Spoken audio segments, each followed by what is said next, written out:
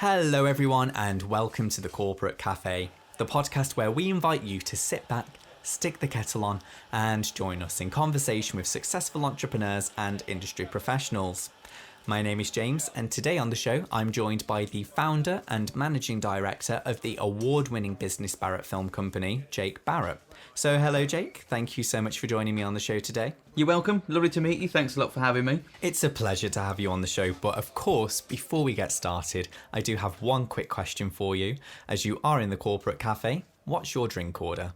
Oh, good question. I think I'll have a cappuccino with extra chocolate, please. With extra chocolate? Why not, eh? It's a Friday, you might as well treat yourself. I'll get that coming right up for you. And I think today I'm going to go for a macchiato because I've got really into making them myself recently, which is funny because it wasn't even that long ago that I had no idea what a macchiato actually was. So whilst they're getting made for us, Jake, why don't you tell us a bit more about who you are and what your business is? Yep, so my name's Jake Barrett. My background is in camera operating and directing for different commercials, different corporates, done some TV work as well. And now I am the proud owner and founder of Barrett Film Co, a business that's all about helping other businesses to look the business, which is our sort of brand new strapline. So we're commercial filmmakers. We have a strong blend internally of marketing skills as well as the physical filmmaking side of things. And that means that, you know, not only do we produce beautiful visuals, but we understand what it takes to make sure that the productions that we produce, you know, hit results and basically guarantee return on investment, which is, of course, what it's all about. So, yeah, that's a little bit of a sort of quick intro, I suppose, into Barrett Film Co. And there's a team of 3 of us here at the moment. So we've got myself, and we've got our creative lead, Steve, who's got about 30 years background in agencies, sort of producing everything from, you know, a beer mat design through to delivering national TV campaigns, things like that. And also our post-production editor, Sam, and, you know, that means that we've got all the post-production and the editing in-house, as well as some animation and graphic abilities as well. So, yeah, that's who we are. And when did you start the business? So Barrett Film Company actually started back in January 2020, so we're just over a year now. We're about 14 months old, which has been quite a crazy time, of course, because literally since we've started the business, apart from the first couple of months, we've been in this crazy situation that we're all in at the moment. So it's, you know, sort of been a bit of a challenging year, and sort of, you know, certain things that we've had to do, which I'm sure we'll pick up on a little bit later on. Yeah, we'll definitely get into all of that a bit later on because it's sod's law really, isn't it? That you get everything sorted out and then the unexpected happens. But before we do get into all of that, let's learn a bit more about yourself and Barrett Film Company. So you started your business in January 2020, but I know you had loads of filming experience beforehand. So where did you get the idea from to transform your film career where it was at that point into your own business? Yeah, sure. So, as I say, yeah, my background since I started, I've been working in the industry for about 8 years now, and that's been in various different guises for different production companies, you know, understanding and working for them, and whether that's just as a camera operator or if I'm physically coming in and handling whole projects for people. Sometimes it may have even just been runner work, especially back in the earlier days, and sort of built that up from there to gain myself a bit of a portfolio. But I've always been really passionate about doing that for myself. I've had a production company previously which got acquired by an international marketing agency, and then I worked sort of within agency to really understand the agency side of how that works in terms of marketing. I think the reason that I wanted to now go back into starting my business was actually from the understanding of what I'd learned over the last couple of years within my career. So when I had my production company originally, coming from a filmmaker background, it was fantastic when you've got clients who would come to you with a budget, you know, and they would say to you, well, we want to produce some, you know, really powerful visuals here. And as a filmmaker, you're thinking, well, that's fantastic. You know, I've got a really healthy budget to work with. I can get some great toys in here. We can have some amazing drones. We can get all of the big stuff in, you know, do something that's just going to really blow them away. And you kind of found that, you know, it always did. And for us, you know, we'd sort of deliver that project. They'd love the way that it looked. We'd do a bit of a preview of it in the sort of cinema environment to sort of sell them into the ad that we produce for them. But it wasn't really until I started then to work in an agency that I understood actually there's a lot more to delivering campaigns here than just the visuals. You know, the first questions that I should be asking is, who are the audience? Where's it going out? Doing a lot of research into that, because essentially it's pointless producing a 30-second commercial if your audience are on 6-second YouTube bumpers and things like that. So it was very much understanding how you need to tailor the campaign that you're delivering to the requirements of that audience. So learning that, and then thinking about how I can blend that with the filmmaking skills, was sort of one of the real big reasons really as to why I wanted to start the business back up myself and go into it with that kind of thought process. Hence the whole strapline of Look the Business. It's a bit of a sort of an English term, isn't it, I suppose, when you sort of say, that's the business that is. You know that it's the very best. But naturally, it helps because we are not frustrated feature filmmakers. We're not people who are trying to sort of raise money, to sort of just produce a short film or something. We are all about now commercial film production, and that's that whole thing of, approaching it from a business point of view and understanding it in that way is exactly what we're all about. So sort of, the combination of those skills really over my last few years is the reason why I wanted to start this company. Right, okay, so with all of the experience you did with the agency, on top of the years of experience you have in filmmaking, you decided to set up the business. But how did you actually go about starting that process off? What sort of things did you have to do to get everything sorted so that you could get this business up and running? So, to be honest, it was a very quick process for me. So I was working internally at another production company last year, and I actually got made redundant from there just before Christmas. And that was kind of a bit of an alarm for me, and a sort of light in a way that it was sort of saying, yes, you've been thinking about starting your own business again for a while. Actually, now this might have pushed you to do that, and it kind of felt like it was the right time to do it again. So I think, my last day there was on something like the 15th of December. Naturally, it was a week before Christmas, so, not much is happening that time of year anyway, and everybody's sort of wrapping up. But whilst everybody was out partying, I sort of got my head down and said, well, look, I really want to start this as a business again. And I spent this sort of 2-week Christmas break getting everything ready so that I could sort of hit the ground running really in January with, I sort of, may have got made redundant before Christmas, but here I am, brand new year. It felt really good because it was a sort of new decade as well, sort of 2020. I'm going to hit the ground running and just sort of start in January with this new business. So that was everything from incorporating the business, which I did, I think, the day after I'd left my old position. So sort of wanted to just get that all sorted so that I could get all of the legal stuff sorted there, and the whole VAT registration and, registering for corporation tax, all of that kind of stuff that is, a little bit like the dull stuff, I suppose, a little bit, but it was the important stuff to do. And then it was very much about trying to understand who I want to be. So I didn't have any help or support in terms of the physical legal side of that. I kind of did all that bit myself, but when it came down to then how the business looks and what I want that to be, I knew that there was two sides to what I do as a filmmaker, and they were me as a freelancer, so me going out with my own camera gear, just getting paid a day rate to do the filming, etc., or maybe the edit work, and then that was it. You pop your invoice in and away you go. However, there was the other side, which I'd had experience with, which was delivering the full projects for people as well. So I was kind of going, I don't really know which one to go down and which avenue to take. And actually, I thought, I'm not going to make that decision.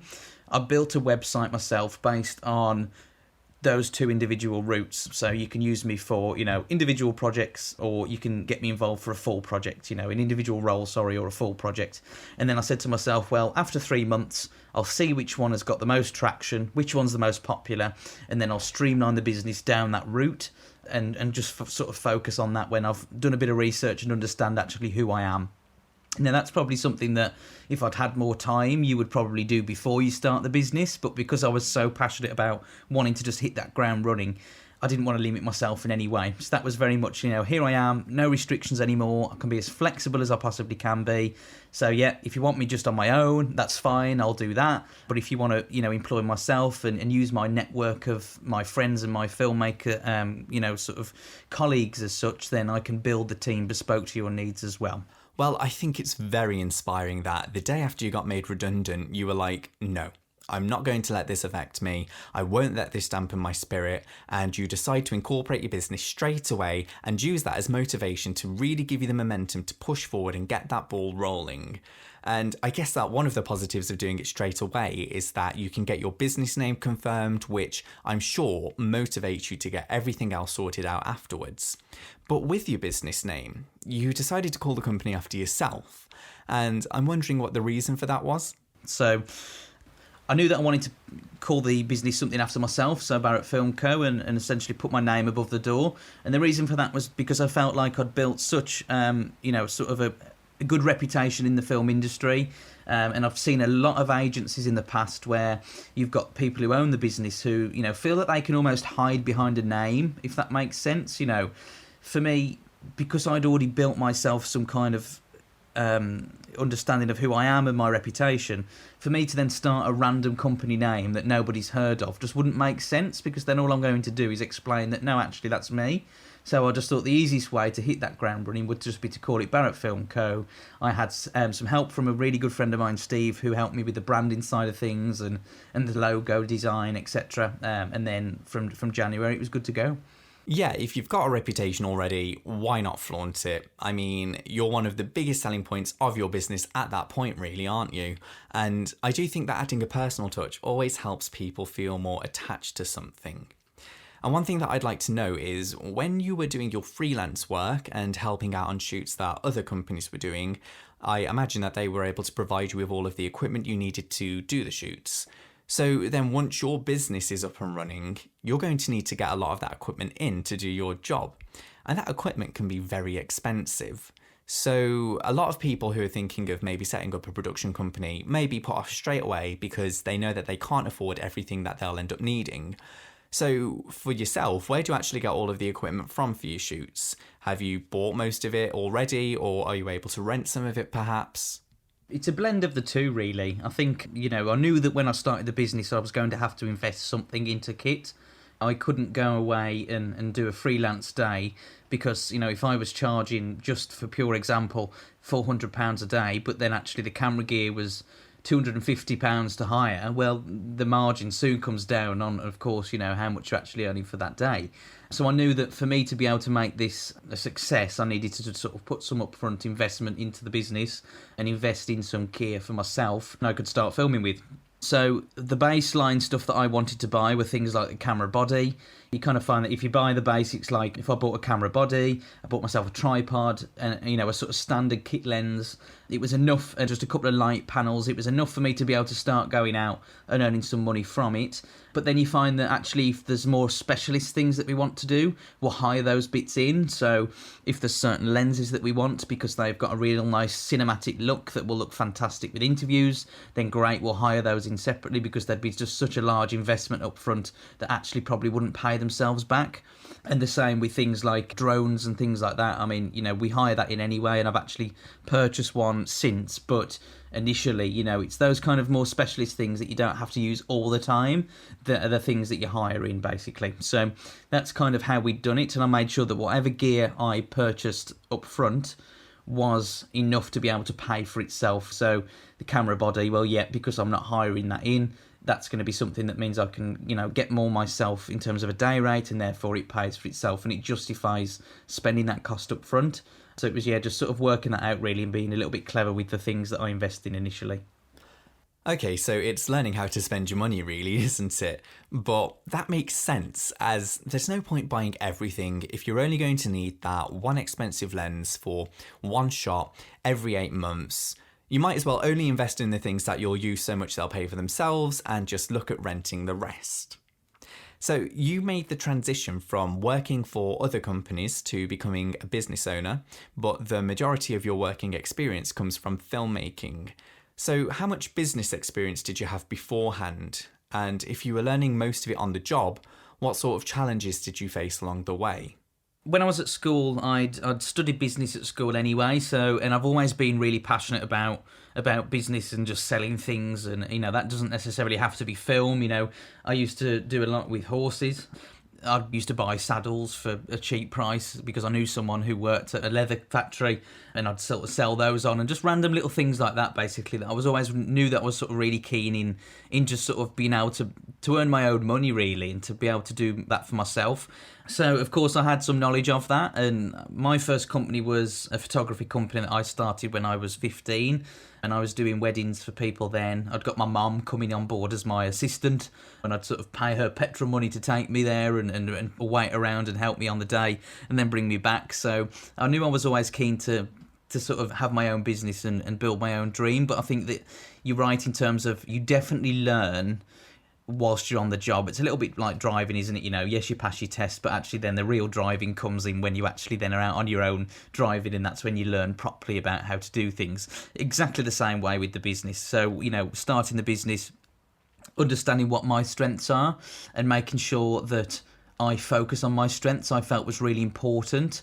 And also saying no to certain projects and stuff as well, I think are all reasons as to why I knew that things that I thought, you know, would help us to be successful. I didn't want to just be a yes man, sort of say yes to everything. I knew that there was a value to the work that we were doing, and that's why I've always been, you know, sort of very strict on making sure that people understand that, because the quality comes first, not the finance. That comes later, and that will come from producing great work, and that's always sort of been the focus. I'd say that one of the biggest things that I've had to learn to do is that because it's my name above the door, it's my little baby, as it were, you know, you are very protective over that. And I think that, you know, you want to sort of do everything yourself. You want to oversee everything yourself. And you just think, oh, it's just easier for me to do it myself if I want it doing properly. But I've learned over the last 12 months to keep focusing on my strengths and to allow myself to get the support and the help with other people, which is why there's now 3 of us who can bring their own strengths into the business, which will allow me to take a step back from certain areas and allow them to sort of take on those responsibilities, and then together as a team we're just growing and flourishing bigger and better than I would have done on my own. And I think that that's a certain skill that you have to learn, I think, is being able to sort of delegate in that way and understanding what it is without just sort of giving everything away, basically, and having, you know, no pride left really in what you're doing. Yeah, I think it's only natural for you to have that attachment to the work that the company produces when it's your name that's going to be associated with everything. But let's backtrack slightly now, because before you can actually create any products, you need to get the clientele in. And obviously, as you're a production company, you are the manufacturers, so you'll need the clientele to commission the projects for you. So how do you actually find these clients to get them in? Because I know that Barrett Film Company did work for TikTok last year, which is huge. So could you tell me a bit more about how you've been approaching people to get the work in? Yeah, sure. So I think, like you say, you know, we're a service industry. At the end of the day, we haven't got a physical product that we can sell into somebody and essentially let the product do the talking. It is very difficult to be able to understand how to get that. I was very fortunate in the fact that a lot of the clients that I'd worked with previously, or a lot of the people who I'd worked with within agencies, have moved to other places and therefore referred me and always pushed me into that way. I would say that 95% of our work comes through referral, and that's absolutely what we focus on. You know, so it's really sort of testing our network that we've already got, and that was another reason why I was really keen to get in touch with Steve and make sure that he was part of the business, because of him having 30 years worth of experience. You know, he knows a lot of people, and yes, some of the crossover with the same people, but I've got my own people as well. Sam as well, he's got his own sort of network of people that he works with, and that's why actually together we said, I don't think there's anybody really within, especially Birmingham where I'm based, that we don't know, that we can't talk to in some way, that we can't push the business on, you know. And I think that we've always just been about really sort of sweating our existing network, I suppose, to get the work that we need. And as I say, agency staff, I was always keen anyway when I started the business to have a nice mix of direct clients as well as agencies. The reason for that is that I think direct clients are really nice because, you know, there's sort of no middleman. You're dealing direct with them. They'll invest into us directly in our vision and what we want to do for them, and we can have that real close relationship. However, agencies are also really good because I've only got to sell in Barrett Film Company to one agency, and they can open me up to 14 clients that they might have on their books. So essentially they become the salesperson for you. And if I've armed them with the right tools to do that job, they understand the power of video just as much as I do. I don't have to do that hard work then. They're the ones then who can sell that into their clients. They can make it part of their monthly retainer to have some video that's produced, and then they come to me and say, look, this client wants to produce some kind of video. This is an initial brief from them, and then my job is just essentially putting my film spin on that and our creative spin, and then of course handling with the delivery. But the sales side of things then, I'm already in with that agency, and it allows them to sort of become a wider network of people who have helped to refer us to other people, or they've moved to a different agency and they've reintroduced us there, and we've just gone in and done an introduction. But referrals, I would say, is one of the biggest ways to get new business, especially in a service-based industry like ours. Yeah, I think you actually just answered my next question there, but just for the clarification on that one thing that I was thinking whilst you were saying all of that is that you're very lucky to have this network of people around Birmingham that you've collected over all of your years working in the industry. But some people may not be so lucky as to have that. So you were saying how the agency is there to help you get clients in. Is that something that you'd recommend people breaking into the filming industry look at doing too to get the work? And what sort of advice would you have overall for people who don't already have that client base there yet? Yeah, absolutely. I think there's different levels of direct client. There's difference from me sort of shooting from a really cool hip little bar down a Digbeth somewhere to shooting some commercials for Bosch. Both direct clients, but both at sort of different levels really as businesses. So I think, as a new business, I started with the smaller clients. I was shooting for takeaway restaurants initially and phone repair businesses back in Cannock, where I was originally from. So sort of building up things before I knew any of the agencies. I've had to do that, and I think that's why I can sort of understand what you're saying on that point. Starting small really and working my way up was the way that I did it. You'd start by I did 2 years worth of free work pretty much straight out of college just to purely build a portfolio of work. And I was investing there in terms of hiring camera gear in myself to put behind those jobs. I was working part-time at Halfords at the time making bikes, but I was using that money to then fund me to be able to go out and start building a portfolio of film work that I could then start to take to paying clients to try and get them to even just pay a couple of £100 for me to go and shoot a little event that they're doing, or a little club night or something like that, just to get the ball rolling with things really. And then building it up from there, and that's kind of what I did, so sort of build up that experience, have an understanding of the fact that it's good to have some direct clients there, absolutely. And then when you feel like you've got enough of a portfolio, you can start to look at talking to different agencies and things. LinkedIn is a huge tool for business, as we know. It's a great source of networking with people and connecting with people that you probably wouldn't. And that's why, just simply searching for the relevant people within those agencies and the right roles who are the decision makers are really important to just try and get yourself in front of them, as well as just attending, sort of various different networking events and things. I know it's a challenge at the moment, of course, because of the climate that we're in, but just going to some, random events and stuff and just sort of getting your face out there and just sort of being noticed and, oh, you're the film guy, right? Well, that's how it starts. And then I still get called that now, but, it's on sort of different levels, which is really nice to sort of see, and people respect you for how you've sort of built that up yourself. But this confidence to go out there and do all of that, where does that even come from? Because, you did the 2 years unpaid work to build up your portfolio, so you could then transition to bigger projects that you were actually getting paid for because you realised that you were at a position in your career where you could start demanding payment for your work because you had the portfolio behind you. So where did that confidence in your own self-worth actually come from? And how do you utilise that in your professional working life? Because I think a lot of people may have that inner confidence or that inner self-belief, but don't know how to present that externally just yet. So how have you been able to do that? I think that's a really good question, actually.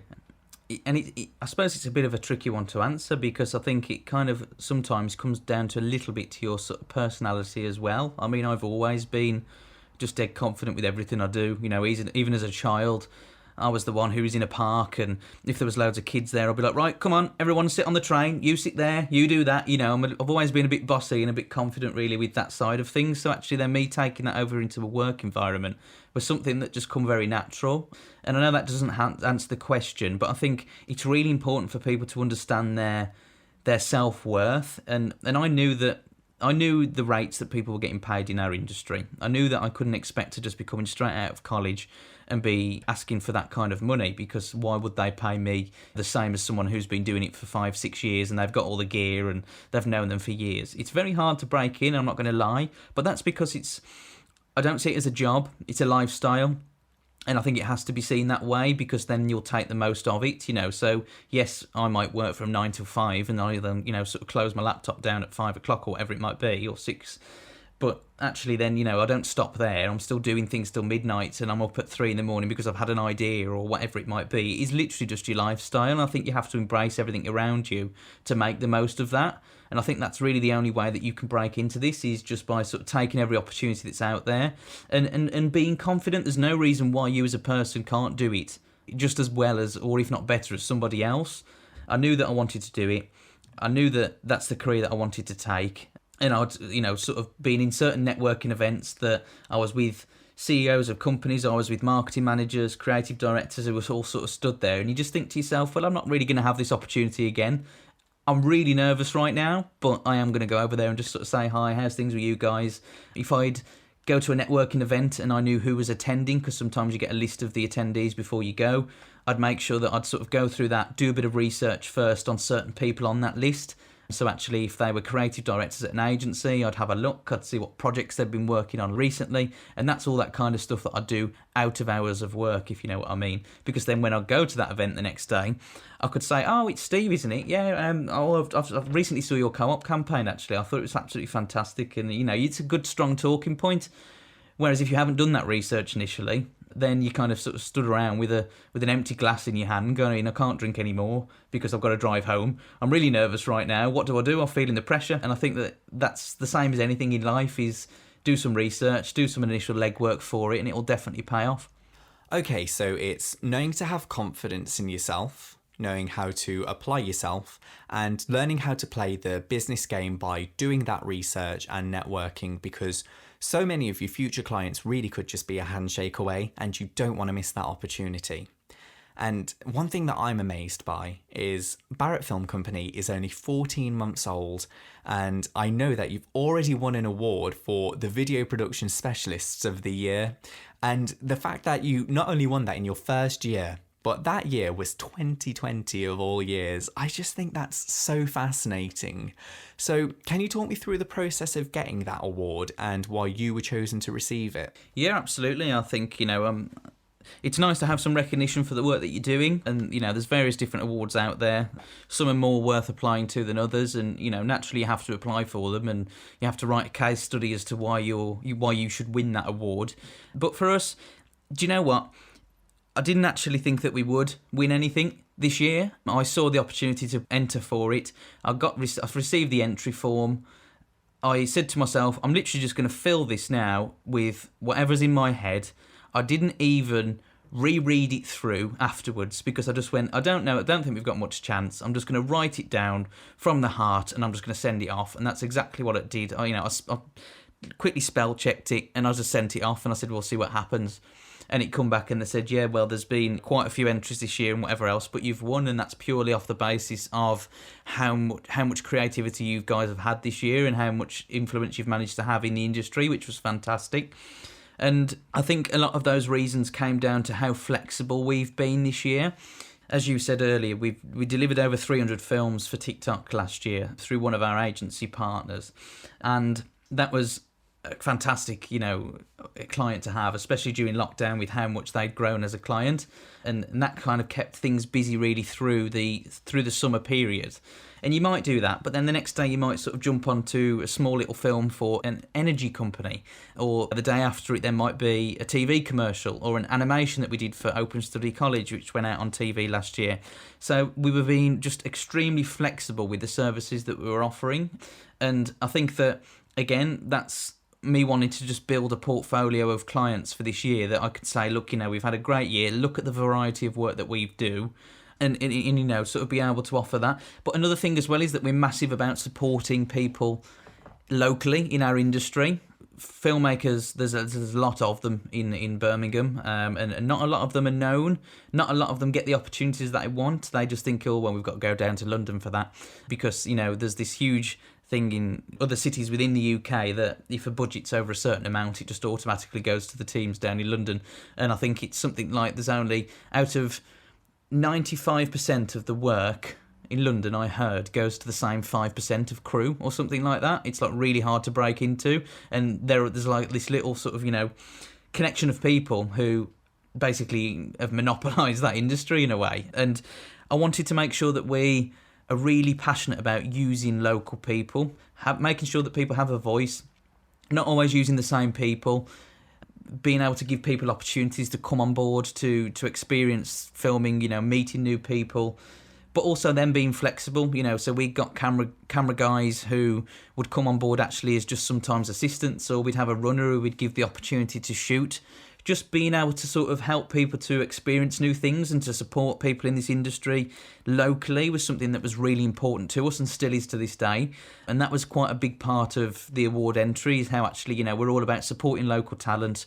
We really want to make a difference to the industry in Birmingham. There's a lot of people here who need to get noticed, and we want to be the ones to help them do that. So I think that there was a strong understanding of how we want to help the industry as well as our clients.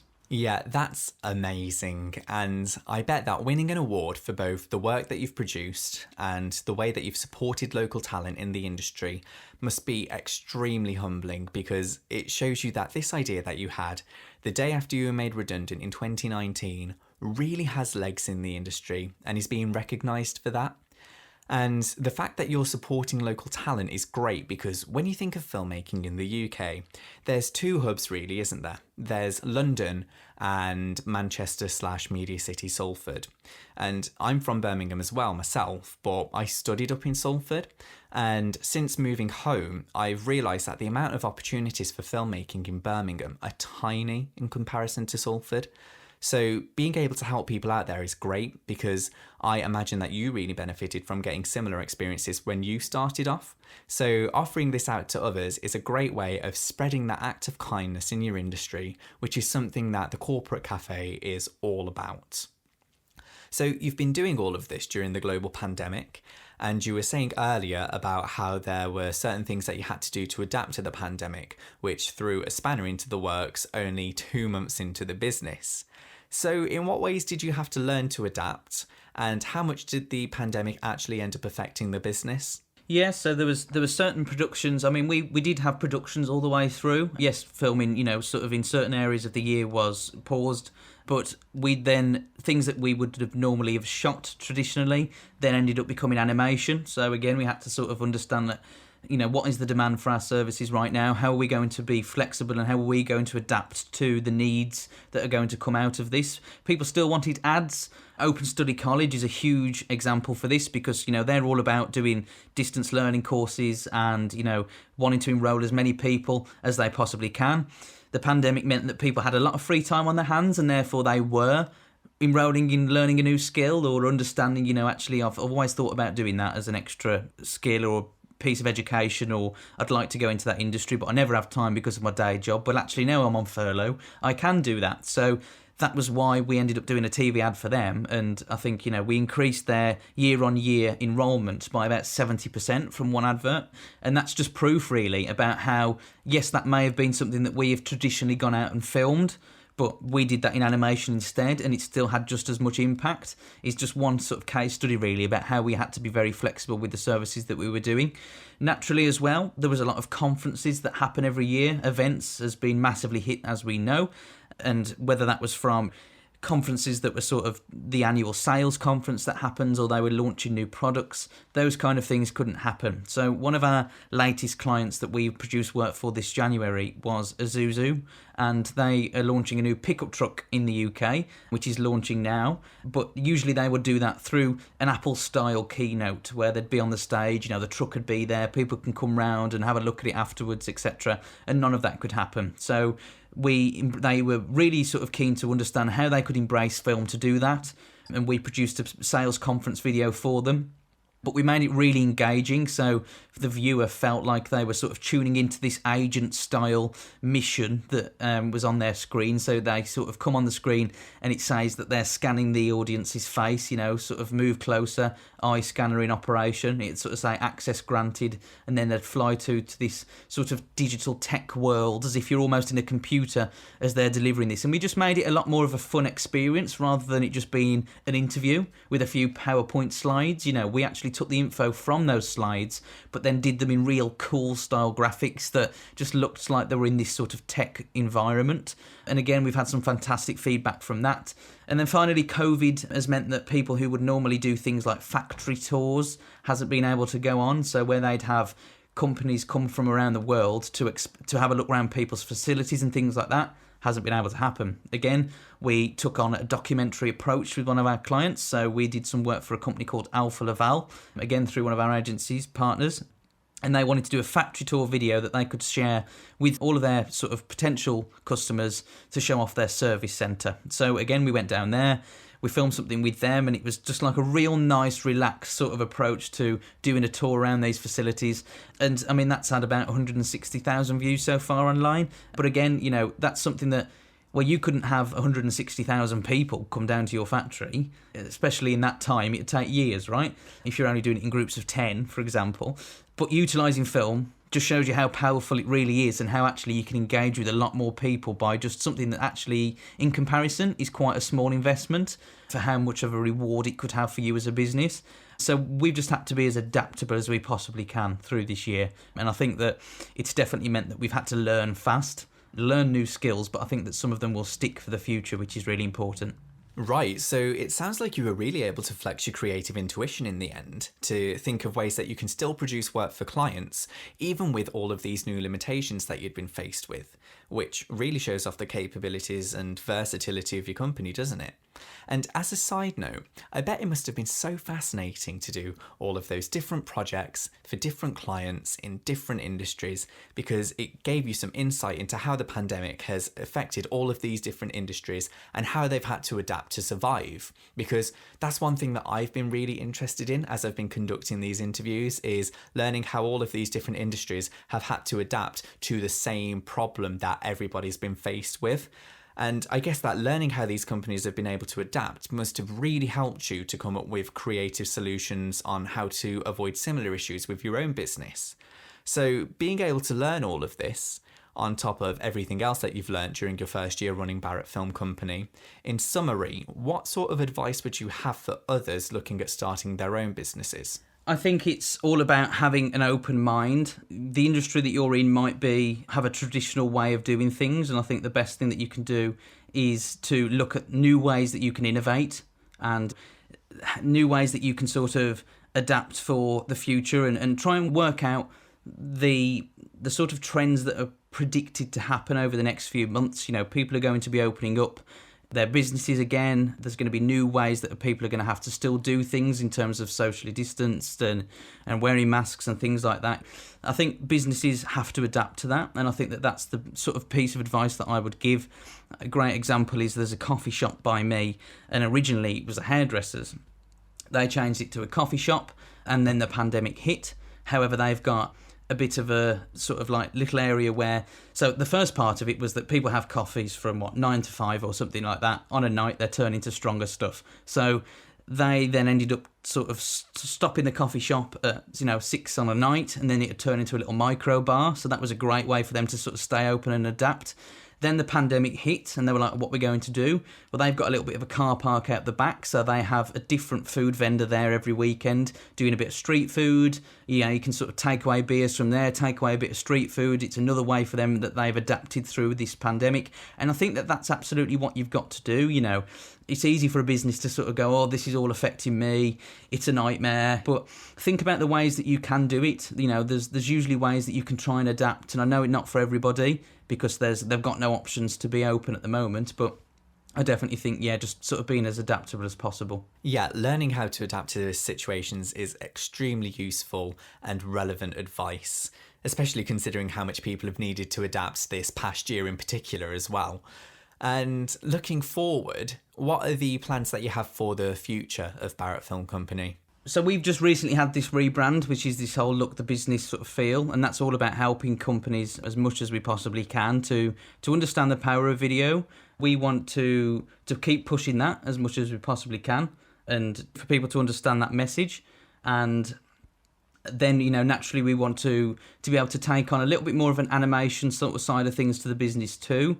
We get a lot more demand for that, as I've said, because of the pandemic, but I think it's something that will stick. And that's why I want to make sure that we kind of embrace that for the future and sort of grow in the right ways really as a business. So we've got 2D animation internally. I'd like to explore the options of 3D as well, and it just sort of expands our services out a little bit there. And then eventually, when we can get back to some form of normality, it'd be great to have a proper office space where we can have all the teams sort of working collectively together, a bit of an edit suite there where the clients can come in and they can experience their project coming to life, and sort of we like to make it very inclusive for our clients and have them to be there as part of the process. So it's just sort of expanding on that really, I think, moving forwards, and just trying to grow with a nice mix of direct and agency clients. Well, it sounds like you've got a lot in the pipelines for the business coming up, so fingers crossed you'll be able to get to work on all of this in the coming months as we hopefully start to watch office spaces open up again and business return to some sense of normality. And I do think it's great that you're bringing things that you learnt during the pandemic, such as the importance and usefulness of animation, into the future of the business. So I'm really looking forward to seeing the company continue to grow and expand in the future, as I'm sure our listeners are as well. So in terms of finding Barrett Film Company, where can people find you? Yeah, absolutely. So, well, first of all, the website is barrettfilm.co, and that's BARRET film.co, and then we're on Instagram, we've got Facebook and LinkedIn, and then we're the same handle for all of those, and that's Barrett Film Co, orders one as well on there. Perfect. Thanks so much for joining me on the show today, Jake. You've got such a motivating story, being able to grow a business through the heat of the pandemic, and I wish your business all the success in the coming years.